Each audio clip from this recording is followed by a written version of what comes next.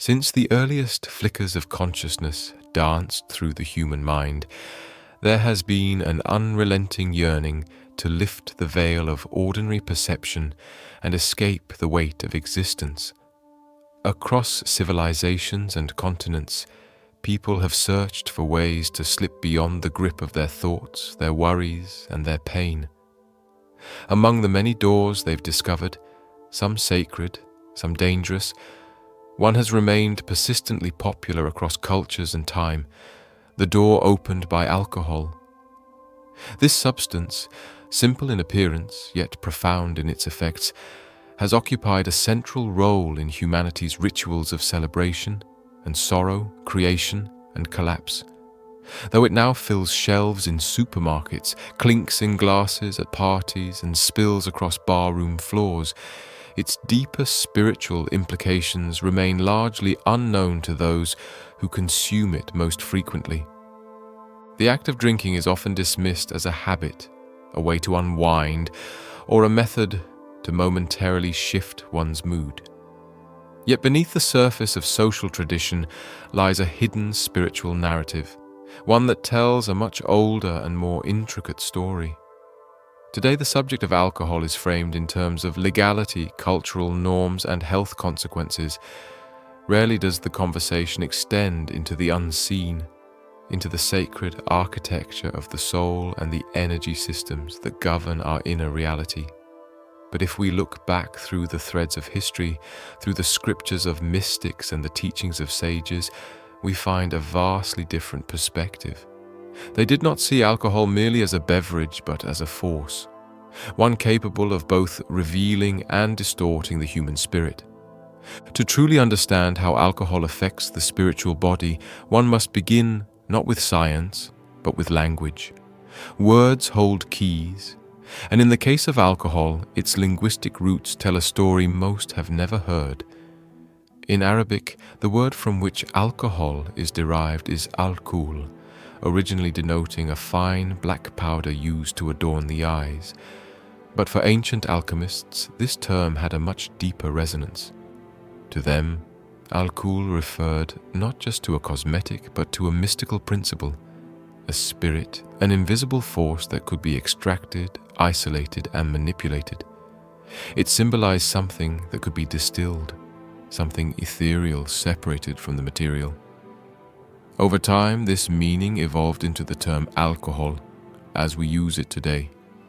A substance that separates mind from matter, clarity from confusion, and the spirit from the body. It is perhaps no accident that we still call it a spirit. That naming carries an echo of its mystical origin. Alchemists across the ancient world saw the distillation process as a sacred rite, capable of releasing the essence, the unseen intelligence trapped within physical substances.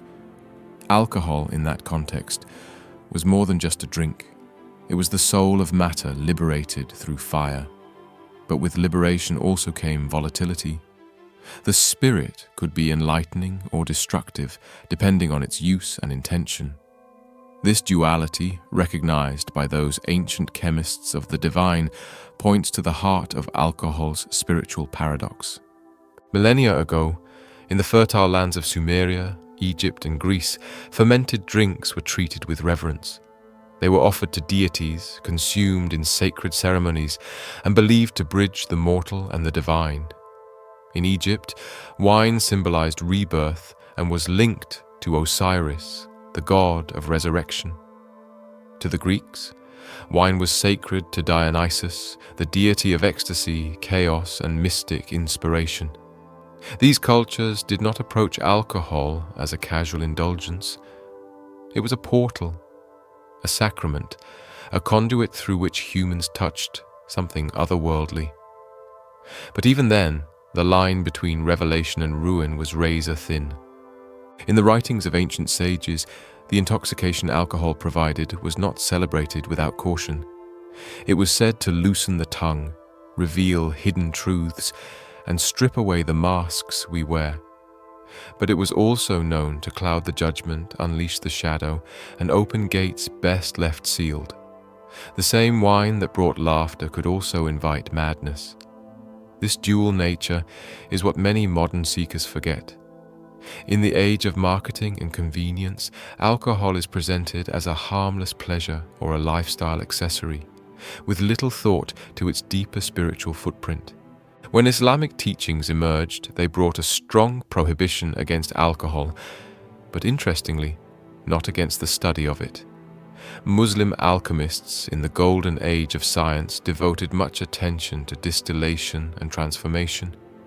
The brilliant mind of Jabir ibn Hayyan, known in the West as Geber, expanded the very techniques that birthed modern chemistry. Through his work, alcohol as we know it took form, not just as a theoretical concept, but as a practical extract. The irony is profound. Even in traditions where its consumption was forbidden, the mystery of alcohol as a substance was deeply explored. Yet despite its prominence in both science and ritual, the spiritual cost of alcohol remained a subject shrouded in whispers, warnings, and esoteric codes. In the modern world, alcohol is ubiquitous. It flows freely in celebrations, marks the closing of business deals, and lingers at nearly every form of social gathering. But what is often overlooked is its invisible toll. Beyond hangovers and liver strain, alcohol operates on levels that elude physical detection. To grasp this impact, one must step into the realm where ancient metaphysics meets subtle energy anatomy. Human beings are not merely composed of flesh, organs, and blood. Beyond what the eye sees lies an energetic structure, an auric field, pulsing and alive, that surrounds and penetrates the body. This field, often described in spiritual systems as the aura, is more than a colorful cloud. It is a dynamic force that reflects our emotions, our thoughts, our spiritual health, and our connection to the divine. When this energy is in harmony, we feel grounded, peaceful, and intuitive. But when it is disrupted, distorted, or weakened, confusion and emotional volatility often follow. Alcohol, when ingested, does not only shift the chemistry of the brain, it reverberates through the energy body, sending chaotic frequencies into otherwise coherent systems. This disruption causes fractures, small tears, or openings in the aura. These vulnerabilities make individuals susceptible to energetic attachments, thought forms, and even parasitic entities that thrive on emotional imbalance and spiritual disconnection. Think of it like a protective shield being cracked open, allowing invasive energies to seep in unnoticed. Visionaries like Rudolf Steiner spoke directly about this phenomenon. He described alcohol as a substance that weakens the relationship between the higher self and the physical form. The part of us that holds wisdom, insight, and spiritual strength becomes muted. As this inner compass dims, the lower impulses of the ego take over: desire, fear, anger, and escapism. The spirit retreats while the false self, empowered by the illusion of euphoria, assumes control. And the deeper this cycle runs, the harder it becomes to return to clarity. Those who have experienced the emotional aftermath of heavy drinking often report a profound sense of sadness, anxiety, or numbness. This isn't just due to chemical imbalances in the brain. On a deeper level, the soul itself feels distant. The connection to one's essence has been thinned out, distorted by the spiritual interference that alcohol introduces. Many ancient traditions warned about this very thing. They spoke of soul loss as a condition where part of one's spiritual vitality becomes fractured or lost due to trauma, addiction, or prolonged emotional imbalance. Alcohol, especially when consumed excessively or without reverence, plays a significant role in creating the conditions for this loss. The chakra system, a foundational component in Eastern spiritual philosophy, also reveals how alcohol interferes with our inner harmony. The root chakra, located at the base of the spine, governs survival instincts and pleasure. Alcohol tends to overstimulate this center, amplifying desires and indulgences. At the same time, it suppresses the crown chakra, the gateway to higher consciousness and divine wisdom. This imbalance creates a state where physical craving overpowers spiritual guidance. One feels pulled toward material satisfaction while drifting further from truth, purpose, and clarity. The result is a feedback loop of spiritual forgetfulness. The more we indulge to escape, the more disconnected we feel. And the more disconnected we feel, the more we reach for substances that deepen the disconnection. In the teachings of yogic philosophy, this is seen as a tamasic pattern, one marked by ignorance, lethargy, and spiritual inertia. Saints like Paramahansa Yogananda spoke against this condition, describing alcohol as an agent that dulls the light of the soul, clouding the perception needed for authentic awakening. Even neuroscience, a field grounded in the material, aligns with these ancient observations. Studies show that alcohol reduces activity in the frontal lobe, the region of the brain associated with decision-making, empathy, and moral reasoning. In other words, alcohol dampens the very functions that allow us to act from a place of higher awareness. What spiritual texts called a weakening of the soul, neuroscience identifies as a suppression of cognitive faculties. Two languages, one truth. But perhaps the most disturbing aspect of alcohol's effect arises in collective spaces. When many individuals drink together in one location, parties, clubs, festivals, their energy fields blend, creating an unstable environment. Instead of individual auras interacting harmoniously, what emerges is a tangled web of energies vibrating at lower frequencies. The atmosphere becomes dense, erratic, and unpredictable. Emotions swing wildly. Behavior devolves. And while laughter may fill the room, something darker often brews beneath the surface. These environments can act as spiritual sinkholes, draining the vitality of those involved without their conscious knowledge. Yet within this recognition lies a gift, the realization that healing is possible. Human energy is not static, it is dynamic, adaptable, and capable of regeneration. Through spiritual practices like breathwork, mindful movement, prayer, and sound therapy, we can begin to repair the tears left by alcohol. We can purify the field, re-establish boundaries, and restore alignment with the self. But it requires a decision, a turning inward, a willingness to ask difficult questions and sit with honest answers. Not everyone who drinks is lost, and not everyone who abstains is whole. The essence of this inquiry isn't about moral judgment, it's about spiritual clarity. Is the momentary pleasure of intoxication worth the cost of disconnection from your deeper knowing? Is the rush of euphoria worth the fog it leaves behind? What you choose after knowing this is no longer unconscious. There's an ancient ache buried in the human spirit, a longing to rise above the ordinary and to touch the invisible currents flowing beyond perception. This inner craving, often unnamed but deeply felt, drives people toward things that promise release, things that shimmer with the illusion of escape. Alcohol, more than almost any other substance, plays on that longing. It offers not just a shift in consciousness, but a brief illusion of liberation from the noise within. It's that seduction, subtle yet powerful, that keeps drawing us back. But the liberation it seems to promise is hollow. The freedom it whispers about is fleeting, and the cost it demands is far greater than most realize. On the surface, alcohol seems like a simple indulgence. A few sips and the edges of reality soften. A bit more, and the burdens that once pressed so heavily begin to melt away. The voice of doubt quiets, the grip of fear loosens, and a manufactured confidence begins to bloom. This transformation can feel like magic, especially for those trapped in cycles of inner turmoil. But this magic is an illusion, one carefully crafted by the substance to seduce the weary and distract the lost. Because when the effects fade and the glow recedes, what's left is not peace, but a deeper silence. Not the silence of calm, but of emptiness. Alcohol operates like a spiritual decoy.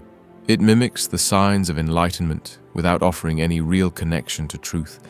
It crafts a false elevation, a counterfeit expansion, convincing us we've tapped into something sacred when we've only numbed what's sacred within us. The warmth that spreads across the chest isn't divine, it's chemical.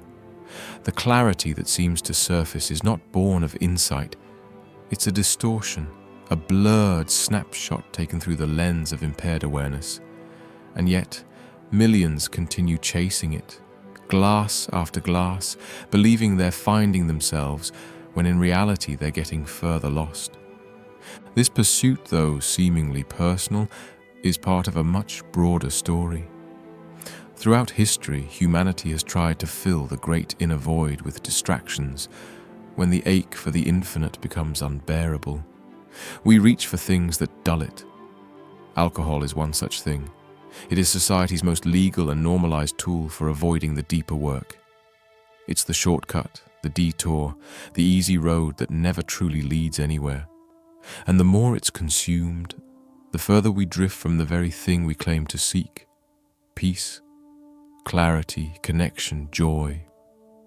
It becomes a looping trap, offering momentary relief while feeding the roots of the very suffering we're trying to escape. This isn't just a modern phenomenon.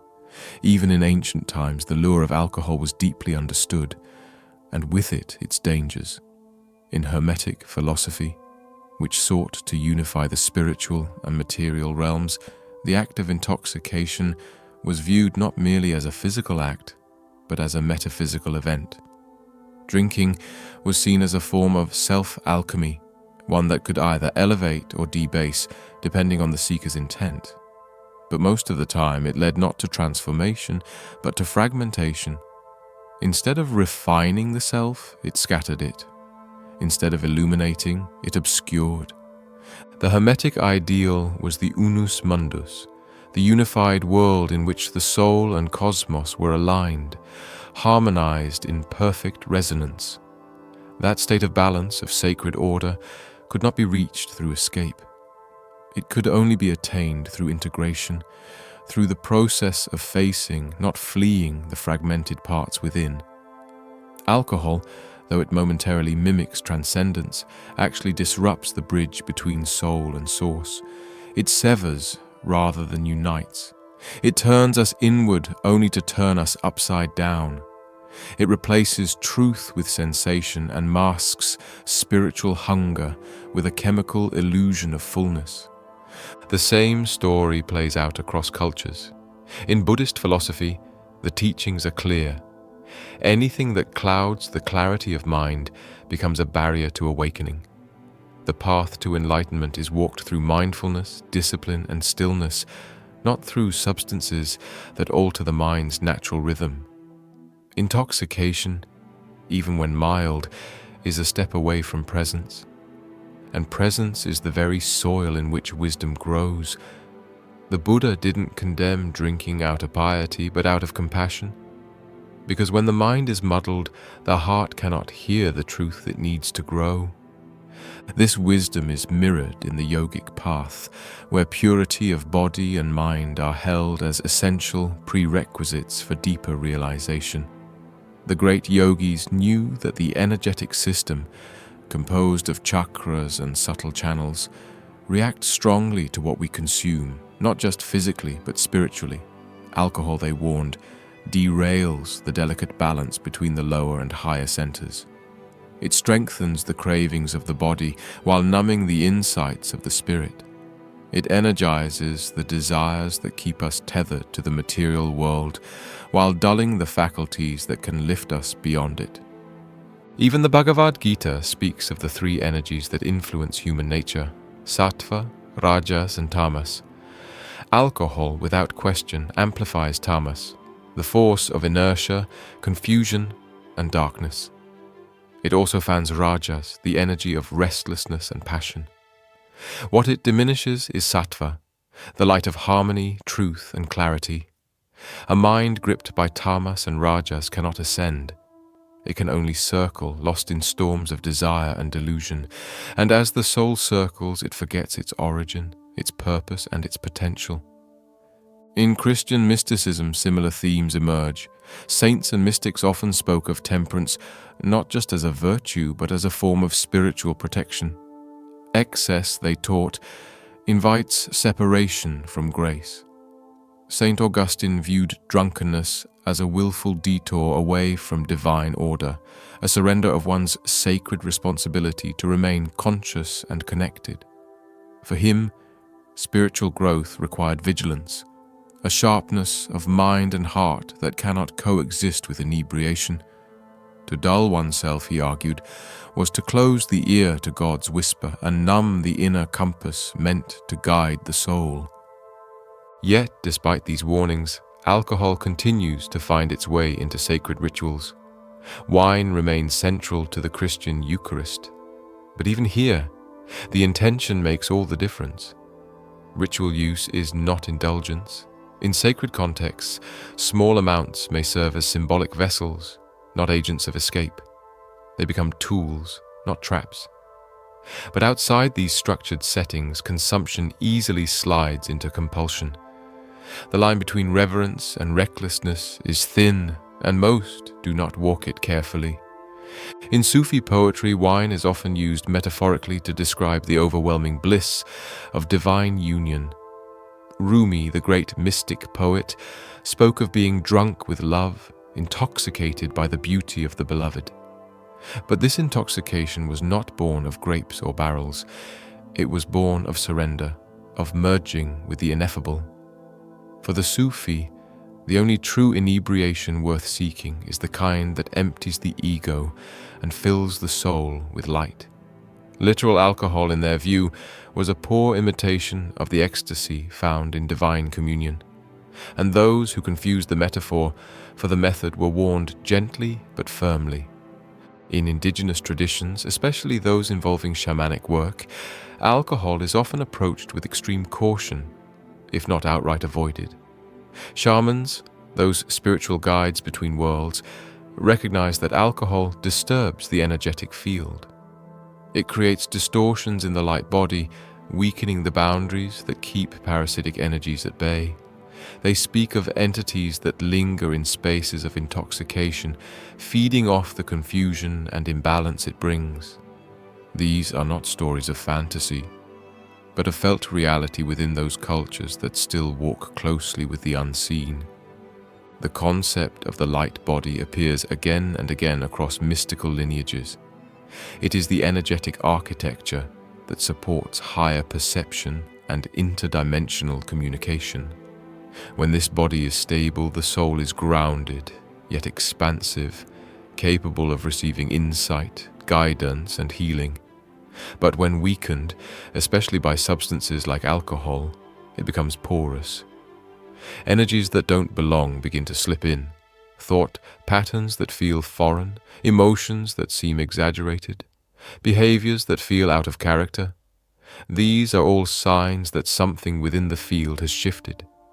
This is not to demonize those who drink, nor to romanticize abstinence. The path of awakening is not a binary equation. It is nuanced, individual, and deeply personal.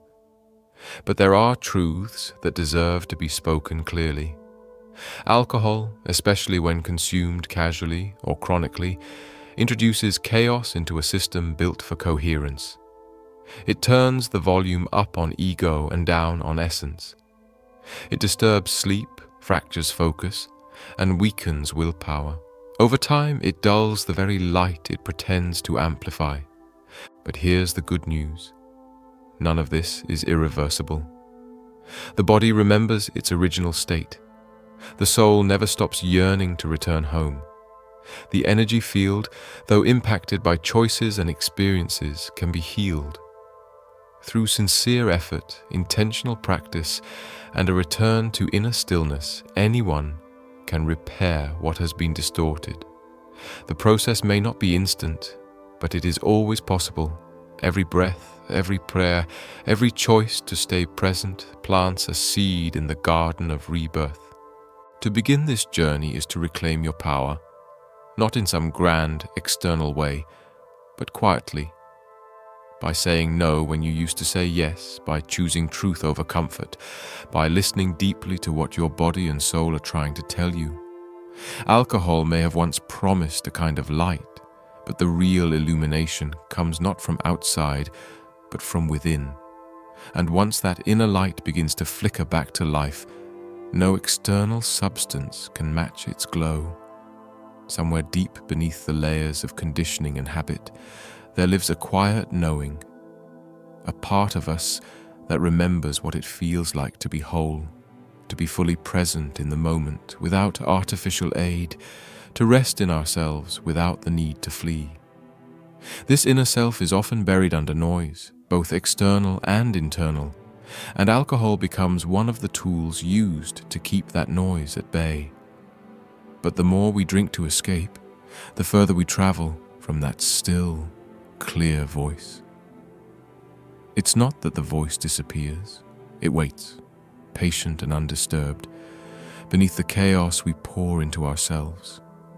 What alcohol really does in its essence is muffle that voice. And eventually, if we pour enough distractions over it, we start to believe it was never there to begin with. This is the tragedy of forgetting, not forgetting in the cognitive sense, but spiritual forgetting, the kind that leaves us unsure of who we are, what we're doing, or why we feel the emptiness we can't name. Alcohol doesn't create this emptiness. It finds it and amplifies it, then offers a counterfeit cure. It dresses the wound in gold and glitter, promising a good time, a release, a brief surge of freedom. But when the haze clears and the glitter dulls, the wound remains. And often it's deeper than before. Many people think they're using alcohol to cope with life, but in truth, they're often using it to hide from themselves. This is not a criticism, this is a call to awareness, because hidden within that pattern is the possibility for awakening.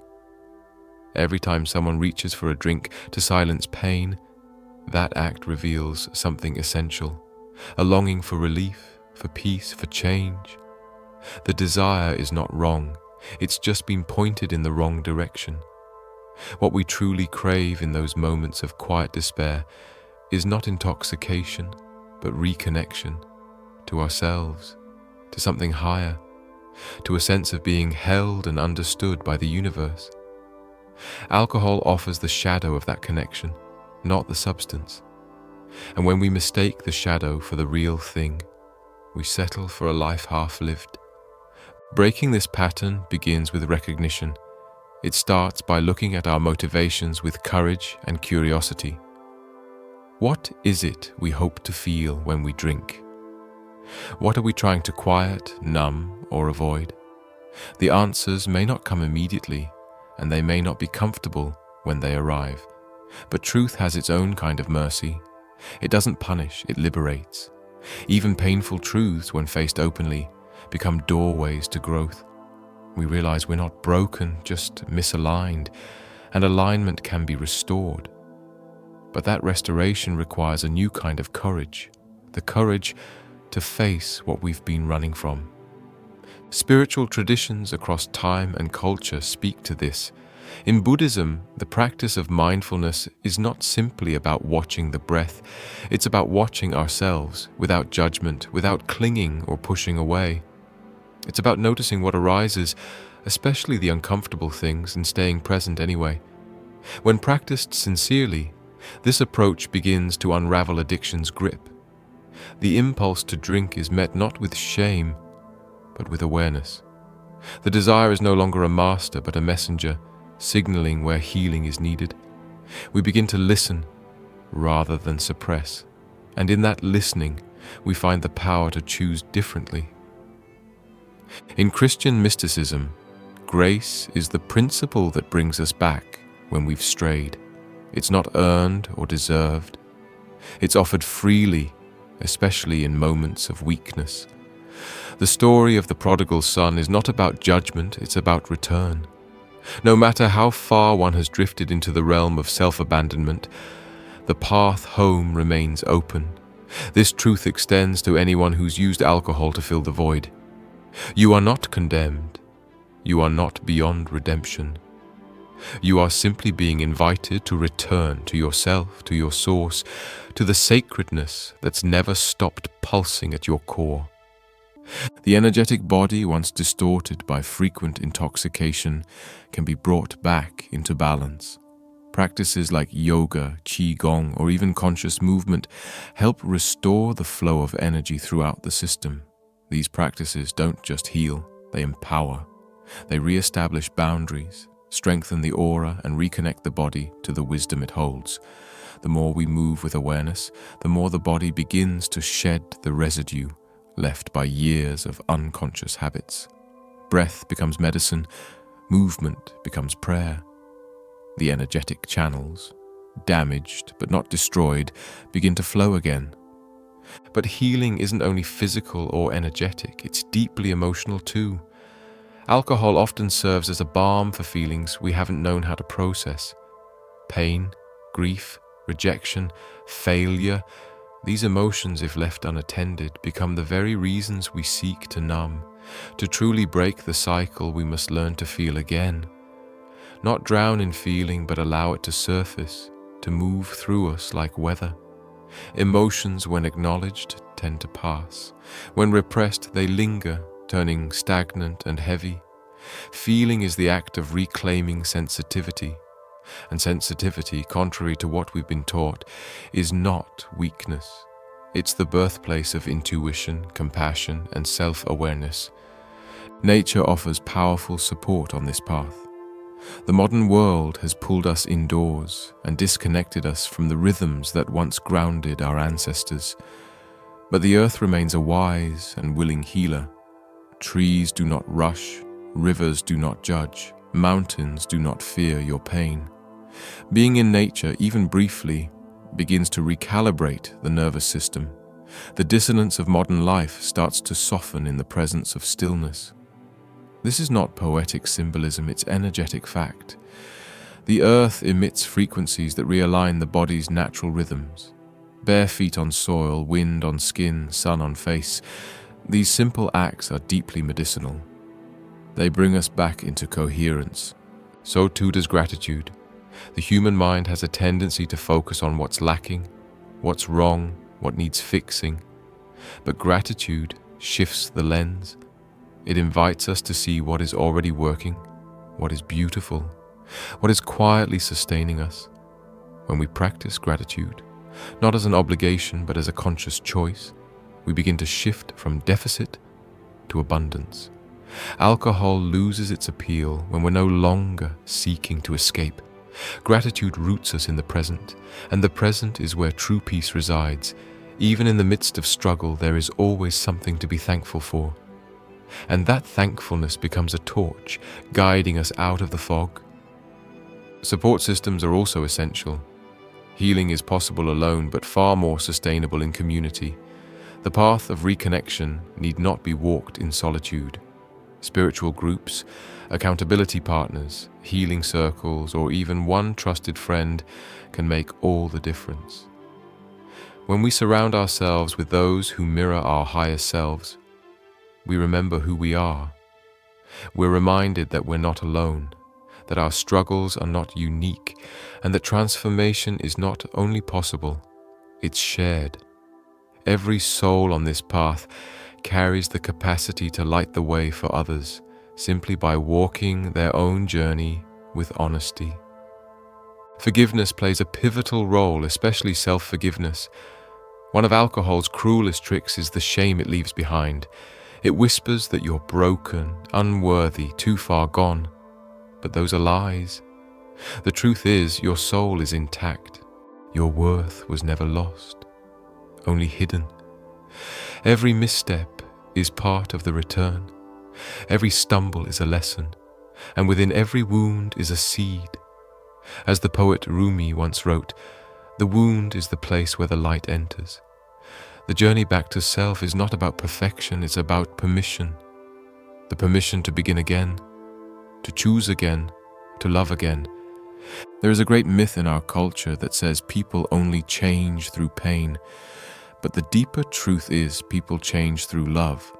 Love for themselves, for life, for the mystery that pulses through it all.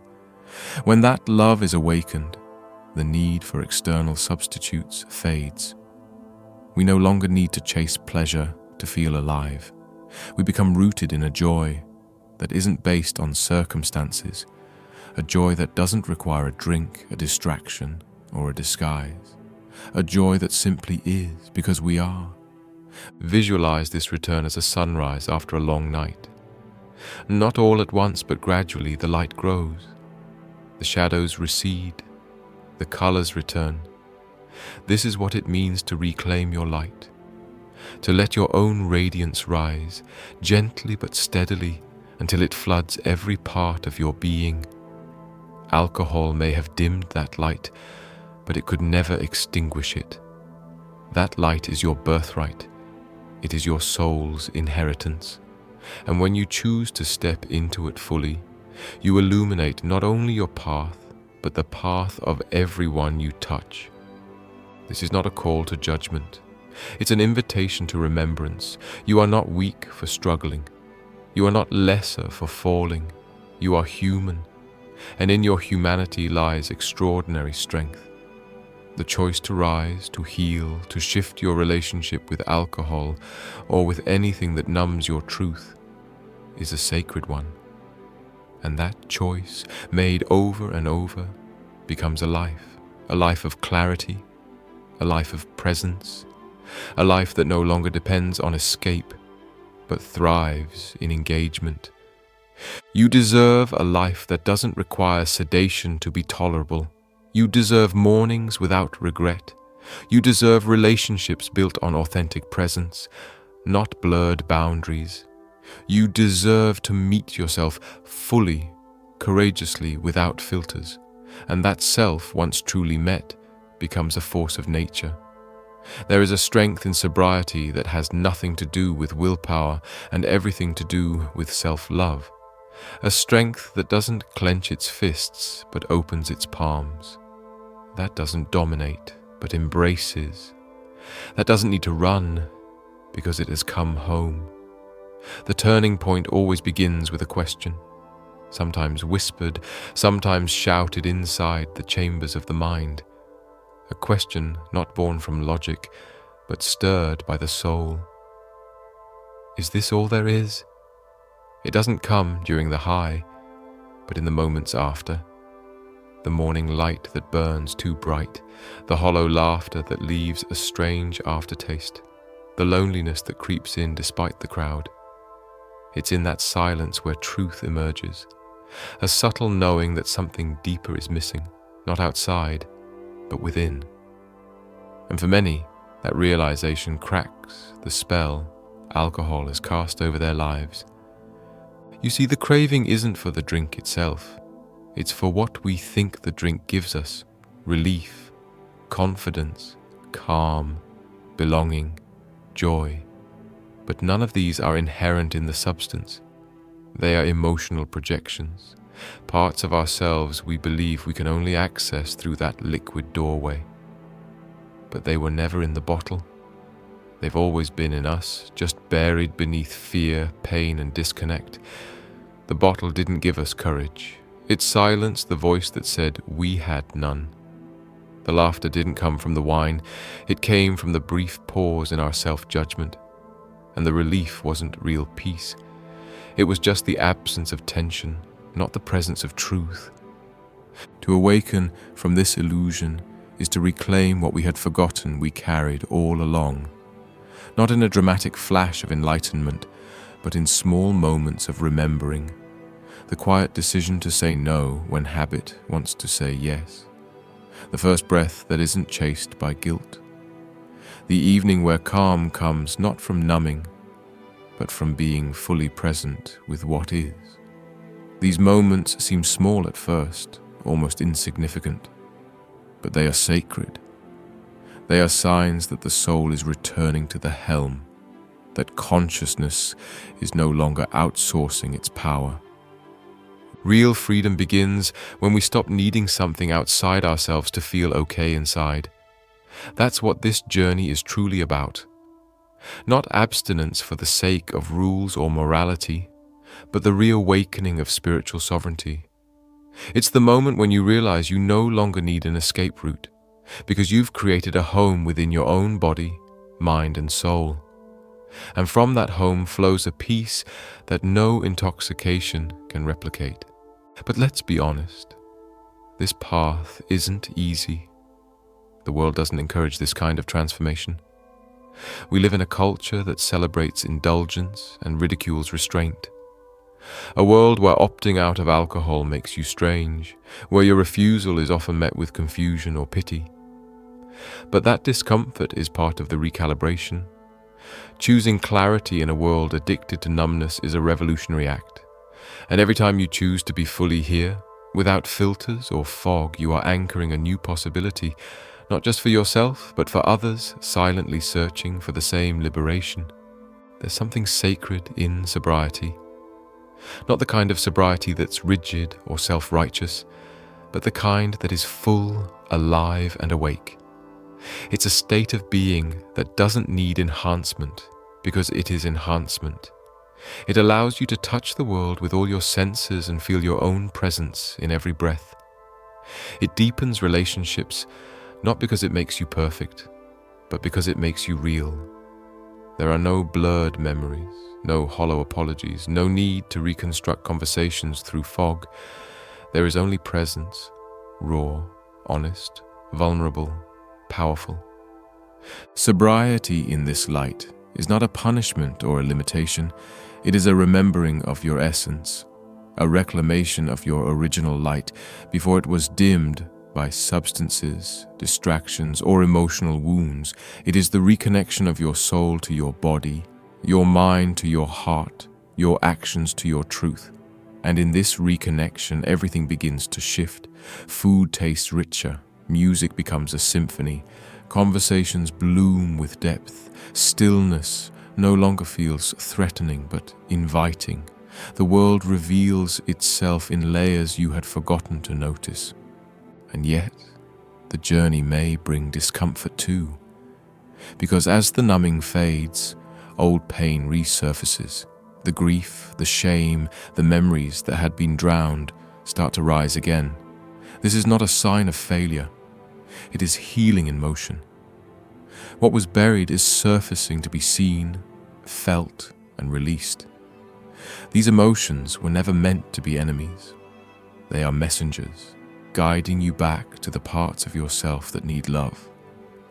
And you, in your courage to remain sober and present, become the healer you were waiting for. One of the most beautiful aspects of this process is that nothing is wasted. Not the years lost to drinking, not the mistakes made in fog, not the words spoken in regret. Every shadow holds a lesson. Every misstep shaped your compassion. Every breakdown prepared you for the breakthrough. There's a sacred alchemy at work, the kind that turns pain into wisdom and wounds into gateways. The life you're creating now is not in spite of the past, but because of it. You carry the medicine forged in your own transformation, and it is meant to be shared. And so we come to a deeper truth. Healing is not just personal, it is collective. When one person breaks the cycle, it sends ripples into the lives of others. Your decision to awaken touches people you may never meet. Your choice to live with clarity, intention, and integrity becomes a lighthouse for those still drifting. Whether you speak your story or simply embody it, your presence becomes a quiet revolution in a world hungry for authenticity. Let us not forget that alcohol, for all its damage, was often sought with good intentions, to belong, to feel, to connect, to escape pain. These desires are not wrong. They are profoundly human. But what you now know is that the fulfillment of those desires does not live in a bottle. It lives in your breath, your presence, your self-trust. Connection does not require intoxication. Joy does not demand sacrifice. Belonging does not ask you to abandon your clarity. You can have all of it, fully, deeply, truthfully, without ever stepping out of yourself. The greatest intoxication is being alive, fully, unapologetically, vividly alive. It is dancing with your own soul, laughing with the universe, walking through the day with open eyes and an open heart. It is being so present that you feel time slow down, so awake that even silence feels like music. This is what awaits on the other side of escape, not restriction but expansion, not deprivation but revelation. You are not weak for struggling. You are strong for continuing. You are not flawed for having fallen. You are brave for choosing to rise. Every choice you make in alignment with your highest self is a step toward freedom, and every step is sacred. This is not about perfection. It is about presence. It is about walking with yourself instead of away from yourself. If these words have stirred something inside you, let that spark grow. Let it lead you into deeper waters where clarity lives. Let it remind you of the strength you've always carried, even when you doubted it. Let it guide you home, not to a place, but to yourself. Thank you for being here. If this message resonated, consider sharing it with someone who needs to hear it. Subscribe, and let this be the beginning of a larger conversation. A conversation not just about alcohol, but about awakening, wholeness, and the infinite power already flowing within you. You are not alone. You are not helpless. You are not defined by any substance, any past choice, or any moment of weakness. You are here, and that is more than enough.